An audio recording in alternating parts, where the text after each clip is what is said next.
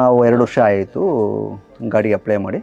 2 ವರ್ಷ ಆದಮೇಲೆ ಗಾಡಿ ಎಲ್ಲಿ ಏನೂ ₹1 ಖರ್ಚು, ಅಪ್ಲಿಕೇಶನ್ ಮಾತ್ರ ಒಂದು ₹100 200 ಬಿಟ್ಟರೆ ಇನ್ನೇನು ಎಲ್ಲಿ ₹1 ಸಹ ಖರ್ಚು ಬಂದಿಲ್ಲ.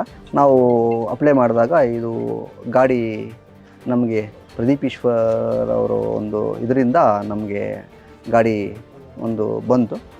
ನಮ್ಗೆ ಒಳ್ಳೆ ಅನುಕೂಲ ಆಗ್ತಾಯಿದೆ.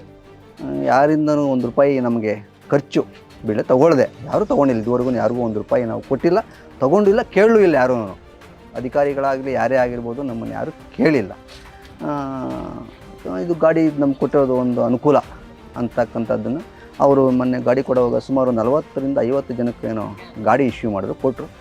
ಬಂದು ಪ್ರತಿಯೊಬ್ಬರನ್ನೂ ಕೂತು ಮಾತಾಡಿಸಿ ಒಳ್ಳೆಯ ಒಂದು ಮನೋಭಾವನೆಯಿಂದ, ಒಳ್ಳೆಯ ಒಂದು ವ್ಯಕ್ತಿತ್ವದಿಂದ ಅವರು ನಮ್ಮನ್ನು ಮಾತನಾಡಿಸಿ, ಅನುಕೂಲನ ನಿಮಗೆ ಗಾಡಿ ಕೊಟ್ಟಿದ್ದು ಅಂತೇಳಿ ಅವರು ಮಾತನಾಡಿಸಿ ಕೂತು ಜೊತೆಯಲ್ಲಿ ಅವರು ನಮಗೆ ಆಯಿತು ಅನುಕೂಲ ಮಾಡಿಕೊಡಿ, ಒಳ್ಳೆಯದಾಗಲಿ ಅಂತೇಳಿ ನಮಗೆ ಒಂದು ಇದನ್ನು ಕೋರ್ತಾ ಅವರು ನಮ್ಮ ಗಾಡಿನ ಇಶ್ಯೂ ಮಾಡಿದ್ರು.